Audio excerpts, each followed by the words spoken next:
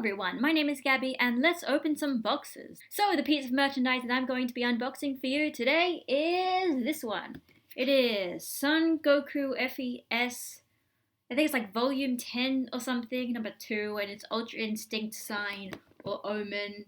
Basically, this box says it's Ultra Instinct sign, but I like calling it Omen because Omen sounds cooler and it's whatever. Anyway, yeah, so this is something I bought recently. I saw it came out a few months ago, like in Japan. I was just like, oh, I wonder if it's going to come out here. And it did, so I was like, oh, that one's really cool. I mean, ever since Dragon Ball Super did the whole Tournament of Power arc and introduced Ultra Instinct, it definitely hasn't been a stranger to being merchandised. I mean, there's been quite a lot of Ultra Instinct stuff everywhere. I mean, heck, even I've got an Ultra Instinct figure back there on my bookshelf, so this isn't something that's kind of new or interesting. Even having like the Omen version with the black hair, that's not new either. But the reason why I bought this figure specifically, why this one caught my eye, was because unlike a lot of the Ultra Instinct merchandise that's kind of been happening, this one looks like it actually kind of is for once inspired by a part of the actual anime, as opposed to just being a random generic Goku looking strong pose they decided to choose and then they just gave Goku silver hair in it for whatever reason.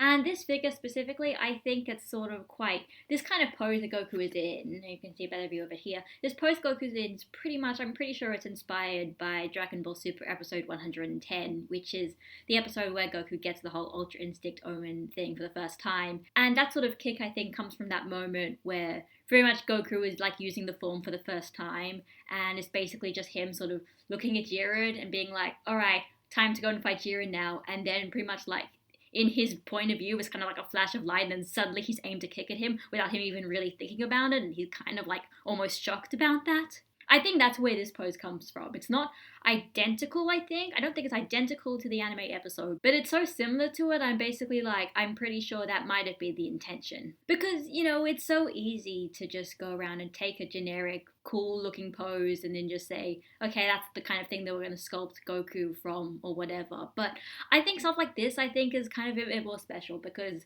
I mean, it's at least for me, maybe not for everybody else, but for me, it's like, I get attached to moments. I get attached to like specific parts of the show or like specific musical tracks or like specific bits of animation. I'm not necessarily as attached to just like the concept of it itself. And that episode, Super 110, the like debut of Ultra Instinct, I think that's probably been one of my favorite things to come out of modern Dragon Ball, I think, for the past few years, really. I mean, there aren't that many parts of like new Dragon Ball where I could just be like, okay, no, like, I stand this is my thing, I'm just going to like talk about how amazing this is forever, and if somebody just mentions it to me, I'm going to go on like a 30-minute rant about how it's so awesome. So, it's sort of like, this is like my thing. This is my thing that I like about Dragon Ball, so I might as well buy something of it. But see, the funniest thing is that I'm actually pretty sure that there was a previous figure version of this in the Son Goku FES line that was actually, it was the same pose, but it was just this, they did the silver haired version first.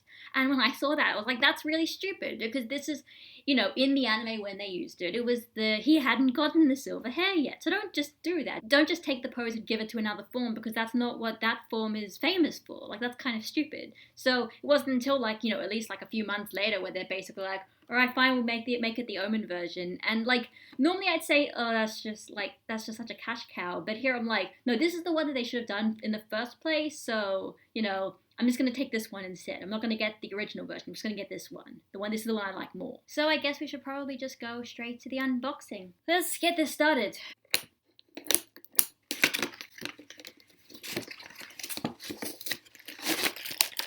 Alright, here we go. We've got it. Also, I realized we never actually showed the box full on, like, just me just stopping to pause at every little part of the box, so I guess I'll just do that now. So here we've got the front, Son Goku FES, whatever. Here we've got the sides. There's also got all the other ones in the Son Goku FES line. It is literally just a figure line entirely of Gokus. So, if you ever felt like you had too much Goku, you haven't seen anything yet. I think this might be the person who did it or something. I'm not sure exactly. I can't read Japanese. So the back is this thing. You may have seen this part earlier. They like come in like 2 per release, and so this one they got the Ultra Instinct sign version. They've got Super Saiyan 3 Goku from GT. If you guys are interested in that like one episode where Goku went Super Saiyan 3 in GT, I guess. And that's just the same angles. Got some just the same pose and instructions and Son Goku FVS. That's basically it. That's the box. Anyway, now let's get to the figure. And it's in pieces.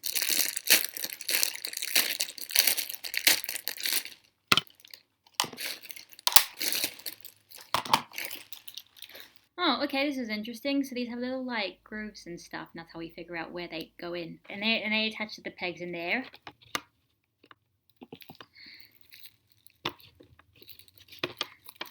And last thing, I think, to take this bubble wrap off its head. His head. Oh no. There we go. Woo! Alright, I might have to push it in a bit closer at some points as well to see if it will work. But there you go, that's the figure. You can't really see the stand. There you go, there you can see the stand. And now let's take it out and just have a better look at it like this. Actually, now that's he's more of an angle than I was thinking. I was just expecting him to be like more, I don't know, leaning towards one side, but no, it's like basically like 90 degrees. That is going to be awful for space, for storage, because he basically just hogs up this entire thing all to himself, all this space. You just got look at all that empty space there. No wonder they need these things, because it's like he's basically suspended in midair right now. I don't even know if this is pushed in hard enough, but whatever. So yeah, that's the figure, and now I can see it. It looks pretty nice. It's got a bit more detail than you'd expect from kind of a cheaper figure, because like they've got like little sort of scratches in the legs and stuff. I know some Ultra Instinct Omen figures make the hair, like the black hair, a little bit like sort of shiny, a bit more sort of metallic paint to kind of, I guess, imply aura or whatever, but they don't have it for this. But the Ultra Instinct Omen, like the Ultra Instinct eyes are really done really well. Like kind of almost looks like a sticker. It's so like accurate in the way it's painted, if it's painted or if it's a sticker, I'm not sure. Of course, another difference between I think this one and the original like Ultra Instinct Silver Hair one is the Silver Hair one had him without a shirt, because that's kind of the other way now that you differentiate them. Ultra Instinct Omen had Goku still had the blue shirt on, and when he got the silver complete Ultra Instinct, it kind of like his shirt just kind of evaporates. I don't know if that was just because he was so strong or because like it was battle damaged, or because just like Toei thought that it looked more iconic if he was shirtless. But I don't know, but that is one good way of telling the difference, and they didn't do that. They did have him shirtless in the other one. This one, they actually like, okay, no, we're not going to make him shirtless and also Ultra Instinct Omen. We're going to think about this. So it's like, yeah, it's basically like a big piece of fan service, and I like it. I think this is a very cool figure. I don't know where I'm going to put it, because I think it takes up a lot of space. But I'll figure it out. Might take me a while, but I'll figure it out. But yeah, so this is the Son Goku FES line, FES. I don't know how it's pronounced. I don't know what it's even supposed to mean. But yeah, this is one of the figures in this line. You can obviously, if you can get this one, you can also get the Super Saiyan 3 GT Goku, and you can get what other ones are on the box. Saiyan Goku and Goku Black, although it doesn't really, I guess that counts as a Goku, and the GT Goku, and Super Saiyan 3, and Super Saiyan 4 Gogeta. Does that also count as a Goku? Really? Super Saiyan Blue, Kid Goku, Super Saiyan 4 GT Goku, that one where I just got, Super Saiyan God Goku, Goku Black again. I don't know what that one is. I guess it's just, I'm not sure what that one is, and another Kid Goku, and a Super Saiyan Goku. A lot of Gokus. Look at all those Gokus. Look at and evil Gokus. So many Gokus. But that is the wide world of Dragon Ball merchandising. Lots of Gokus. Also Vegetas. And also a lot of Gogetas and Vegetos. A lot of those.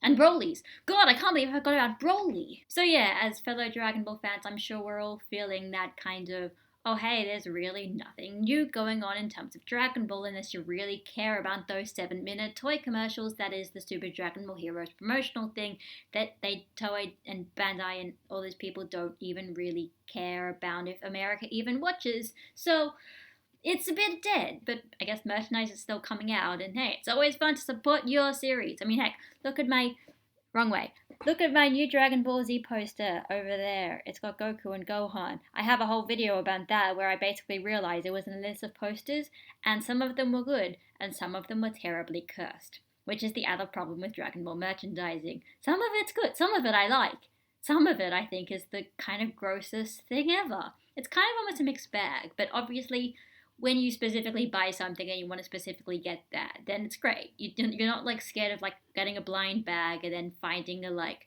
Super Saiyan 4 Broly and you're being like getting all confused and being like, what is this even? Why does he have like purple hair or whatever it was? Oh man, Heroes is a trip and Dragon Ball merchandising is a trip. But you know what? Whatever. This fandom has survived years and years without new content. I never really experienced that drought of no new content, but other people have done it. It's perfectly fine. We will be fine. One day, maybe there'll be new content, or maybe there won't be new content. But either way, we can still have fun doing random things related to Dragon Ball. I mean, guys, do you want to see me go and explain over 300 reasons as to why the Tournament of Power is actually a really awesome arc and everyone should stop hating on it? Yeah, I have a thread on it, a thread of over 300 reasons. I basically did a whole sequence analysis of episode 110 because I liked it so much. God, the way that they used the Ultimate Battle insert song was actually so well implemented. I actually think it was better implemented than even parts of the later episodes where they did the whole song with the vocals, because in episode 110 they only selectively chose parts of the song to play and they played it in crucial moments and they put the vocals in and out depending on whether it was important or not,